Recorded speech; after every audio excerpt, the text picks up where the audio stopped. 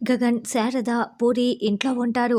అప్పుడే చెర్రీ కూడా అక్కడికి వస్తారు. ఇక శారద గగన్ గడ్డం పట్టుకొని ఈ పెళ్ళిని ఎందుకు ఆపేసుకున్నావో చెప్పరా అని ఏడుస్తూ అడుగుతూ ఉంటుంది. అప్పుడు గగన్ ఒక్కసారిగా శారదని గట్టిగా హగ్ చేసుకొని చాలా చాలా ఏడుస్తూ ఈ పెళ్ళిని నేను ఆపలేదమ్మా, ఆ భూమియే పెళ్లి ఆపేసింది అని గగన్ ఏడుస్తూ చెప్పటంతో శారద, చెర్రీ, పూరి షాకింగ్గా వింటూ ఉంటారు.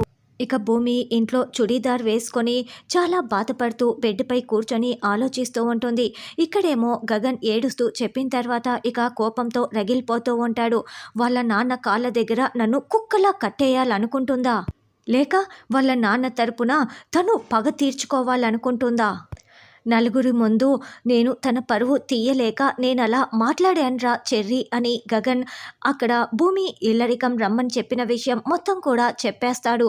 దాంతో చెర్రీ చాలా చాలా ఏడుస్తూ అన్నయ్య బాధపడకు అంటూ గగన్ని హక్ చేసుకొని చెర్రీ కూడా చాలా బాధపడుతూ ఏడుస్తూ ఉంటాడు. అలా గగన్, శారద, పూరి, చెర్రీ ముగ్గురిని కూడా హక్ చేసుకొని చాలా చాలా బాధపడుతూ ఉంటారు. వాళ్ళ ముగ్గురు గగన్ని ఓదార్చలేక, గగన్ వాళ్ళని ఓదార్చలేక అందరూ బాధపడుతూ ఉంటారు. తర్వాత మీరా నగల బాక్స్ని పట్టుకొని వస్తుంది. వదిన, ఇందులో విడాకుల పేపర్స్ అవే శారద, కేపీ ఇద్దరు సైన్ చేసిన విడాకుల పేపర్స్ ఉండాలి కదా, చూస్తే ఇప్పుడు దీంట్లో ఆ విడాకుల పేపర్స్ లేవు వదిన అని మీరా చెప్పడంతో ఏమైపోయాయి అని అపూర్వ చాలా షాకింగ్గా అడుగుతూ ప్రశ్నిస్తూ ఉంటుంది. ఇక శరత్ చంద్ర, గోరెంటాక్ కూడా ఏంటి విడాకుల పేపర్స్ లేవా అని అడుగుతూ ఉంటే అయ్యయ్యో ఏమైపోయాయి అని అపూర్వ ఆలోచనలో పడుతుంది. అప్పుడే గదిలో ఉన్న భూమి ఇదంతా వింటుంది.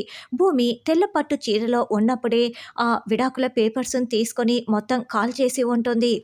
అలా విడాకుల పేపర్స్ని కాల్ చేసిన తర్వాతే భూమి గగన్కి ఇల్లరికం రమ్మని కండిషన్ పెట్టి ఉంటుంది.